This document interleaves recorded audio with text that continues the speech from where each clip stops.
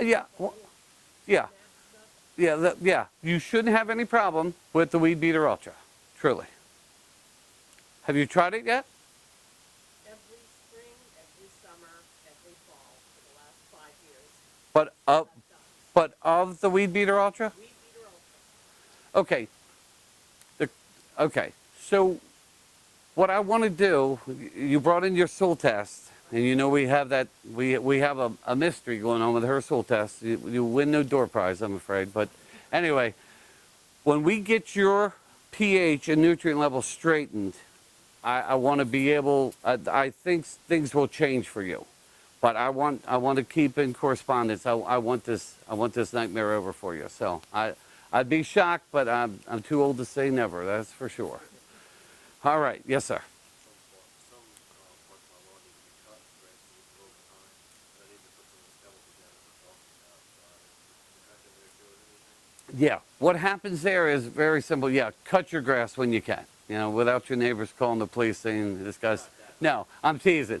But go ahead and get that out of the way because once you apply chemical, you want it on there as long as possible. And what will happen if your grass is 3 or 4 inches, you know, if the weather gets back on track, it'll be 5 inches, and that puts a lot of stress on fescues. Fescues like it 3 inches tall. It's healthier for them. It helps block out the weeds. It helps with their drought protection, all that. So go ahead and cut your grass, get an even stand, and then take it from there. Then apply your chemicals. When you apply chemicals, is it better to apply it right after you cut it, like it opens the plant up, and wounds the plant, or when you apply the chemicals, get into the plant? Well, one of the downsides, the question is, when you cut your grass, does it open it up for the chemicals to open the weed up? Well, what happens is your target gets smaller. That's one of the downsides.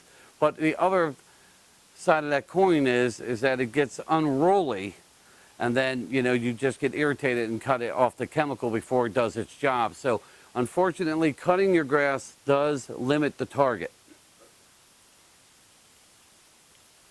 Alrighty, yes, ma'am. Is fescue the recommended grass for our area? Fescue dominates probably 80% of the lawns in this. Right, University of Maryland will always recommend fescue. They still like a little bluegrass. We have a bluegrass mix if that's what you like. But the zoysia is very popular. Now, zoysia is a warm season grass, okay? So zoysia can only be planted when the temperatures are stable. You won't see our large 3-inch plugs until May. They are green in the summer when most of the fescues are brown, but they're brown in the winter when the fescues are green. You can only feed them when they're growing. If you're going to seed zoysia, zoysia is roughly $35 a pound, but a pound does 1,000 square, where 1 pound of fescue only does 100 square. So it's proportionally about the right price, but you would seed zoysia in the second half of June, all of July, and the first half of August. Okay?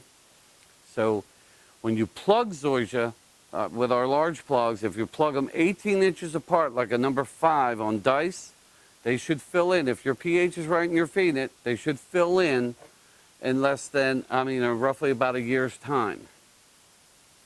Okay? Zoysia crushes weeds. It just dominates weeds.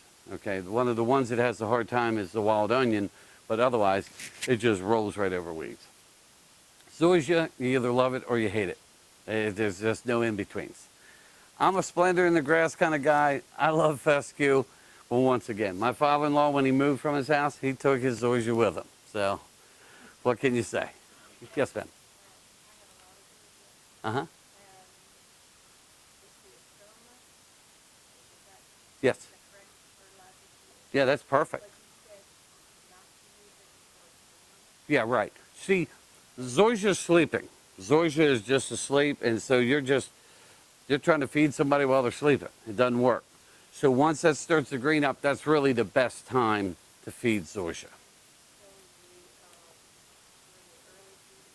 Early feeding for zoysia is not, no, it's that time, depending on how the weather breaks, typically, middle of April. When you start to see it green up, that's when you want to feed it. And you want to wake it up. It likes, a nice charge of nitrogen for the most part.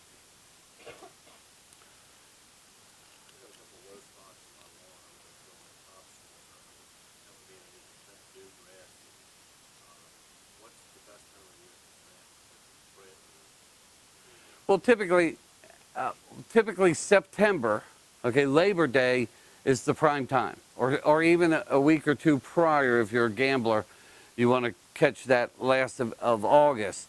But yeah, you want to give that fescue as long a time to grow as possible. You never leave a patch of dirt in my front yard through the winter. No. If you plant grass seed in September, if you're planting our grass seed, it better be green by the end of September.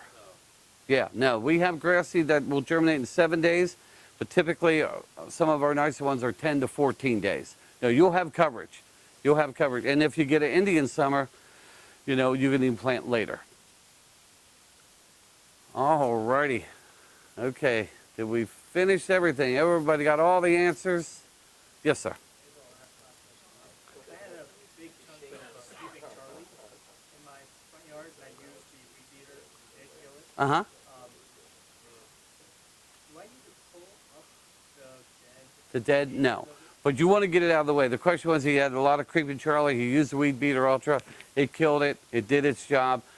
What should he do with the remaining dead vines? Yeah, rake that up, get it out of the way. It's of no use. And move on. Get ready to seed. Yep. All righty. I see a couple yawns. So we're going to stop there. I thank all of you. I appreciate it. I'm here all the time this time of the year. Don't hesitate to call, stop in, sign up for your free soil test. I'll be more than happy to do those for you. And we'll take it from there. All right? All right. Thank you very much.